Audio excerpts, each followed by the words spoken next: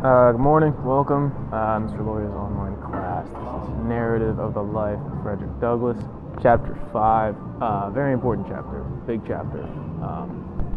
So, today we are going to cover, right, in Chapter 5, we're going to look at opportunity, possessions, kindness, and is this me or is this you? Right, so those are the four things we're going to look at. Like I said, this is a big chapter. There's a narrative shift here in which Frederick Douglass is moved, right? He is between 7 and 8 years of old when he leaves, 7 and 8 years when he leaves Colonel Lloyd's plantation and is sent to Baltimore.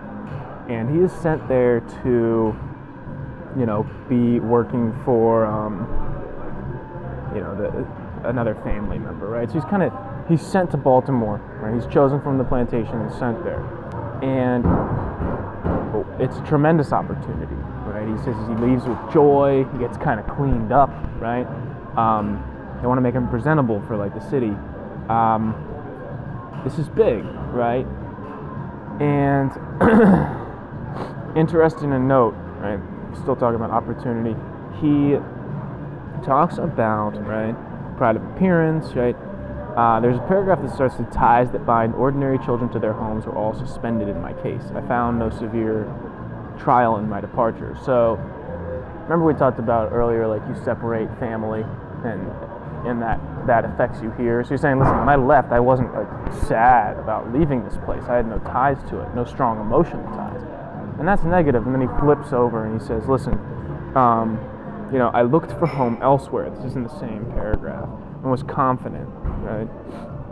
So he's like, I didn't miss this place, and I was looking for my home. So he has this kind of hope. Again, he says he leaves with joy, without regret, right? This is the last sentence in that paragraph. I left without a regret and with highest hopes of future happiness. So if you think about, his opportunity that he gets this. Now let's talk about possessions. He leaves and he gets a pair of trousers, right? But he possesses something that's much more important than material possessions. He has a couple character traits right now that are going to help him right in Baltimore and that really, define his life, right? He has joy, he has hope, and he has confidence, right? So think about his material possessions. This is a baller cashmere jacket that was given to me, okay? Like all the nicest things that I have. I didn't buy this, right? This is a cashmere jacket. It's worth, I don't know. But anyway, right? This is a shirt from the school I used to teach at, right? Douglass doesn't have those things. He doesn't have this little phone thing. But he has hope and he has resolution. So that's very important, right? Material possessions, lacking. But interior traits, he's rich in these. He has these in abundance. Let's see here. I want to briefly touch on this opportunity just a little bit more. Malcolm Gladwell in Outliers talks about, the social conditions really just like, you have to be very cognizant of those. You can't say it's all the individual. You have to recognize the social things. This opportunity that Douglass gets to go to Baltimore, looking back, it changed his life. So had this not happened, this narrative would not exist. So here's a good quote: luck is what happens when opportunity meets preparation. So I'm not going to, try to say this is one way or the other. I'm just saying this was a very unique opportunity. Douglass will get back to that at the end of this chapter, and we're going to really focus on that. But kind of cool to think about. This is a great opportunity that Douglass gets. 3, kindness. And right when he gets to Baltimore, right, Mrs. Old, we got Mr. and Mrs. Old and their son Thomas, and Douglass has been assigned to take care of Thomas. Right, they're about the same age, and it's pretty typical that you'd have like I'll read it from here, right? Little Thomas was told there was his Freddie, and I was to take care of little Thomas. And I entered upon the duties of my new home with the most cheering prospects ahead, right? Again, hope, I got that, right? I'm cheerful.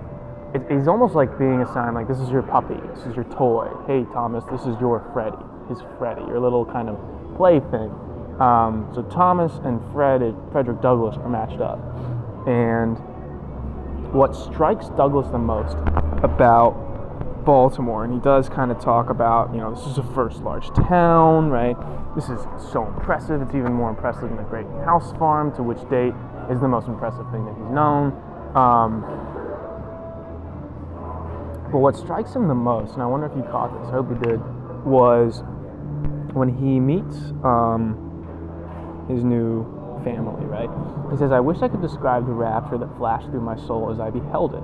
And he's talking about, right? And here I saw what I had never seen before. He's talking about the wife, right? It was a white face beaming with the most kindly emotions, right? I wish I could describe the rapture that flashed through my soul as I beheld it. It was a new and strange sight to me, brightening up my pathway with the light of happiness. Think about that. He is surprised that he sees a white person look at him and they are happy. They have kind emotions. They're beaming. It startles him, right? He's like, raptured. Wow, I didn't even know that could exist, right? So in the same way he didn't even know kind of the power and the scale of a city, he didn't know that a white person could be kind. I think that he's very deliberate in pointing this out.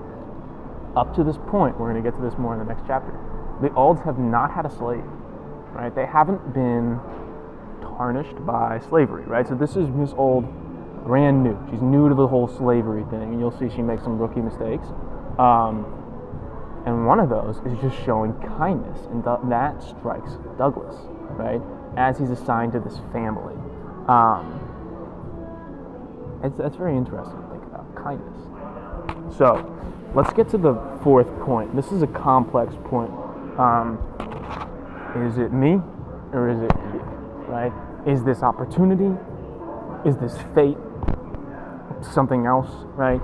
The last two paragraphs here. I looked upon my departure from Colonel Lloyd's plantations as one of the most interesting events of my life. Pardon. Interesting. And that's one way to put it, right? He says something here, and this is, I think, one of his more complex points that he discusses in this book.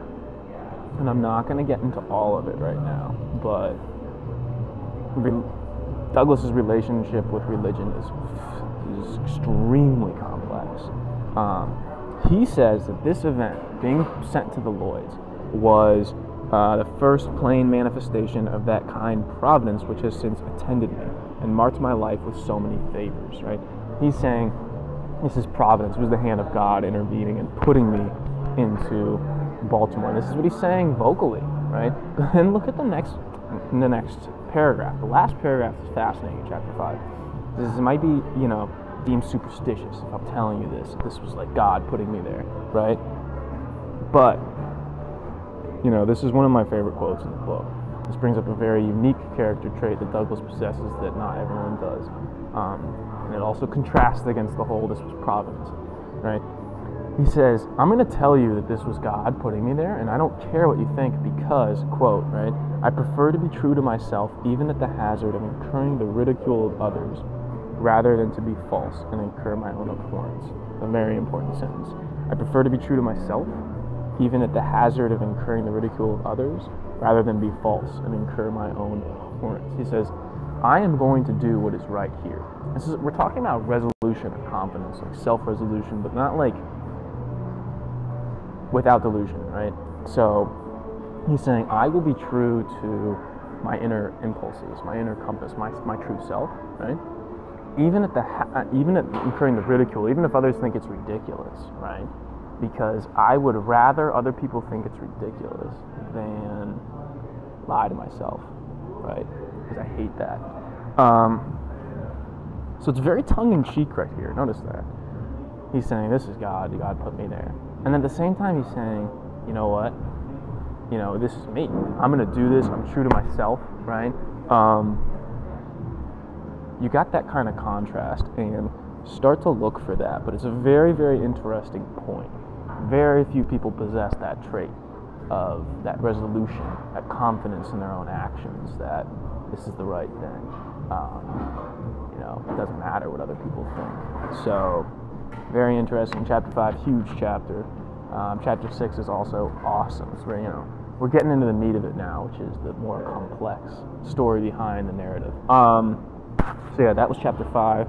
Again, we got opportunity, we got possessions / hope, we got the kindness, and then the interesting point of, is this God or is this me, right?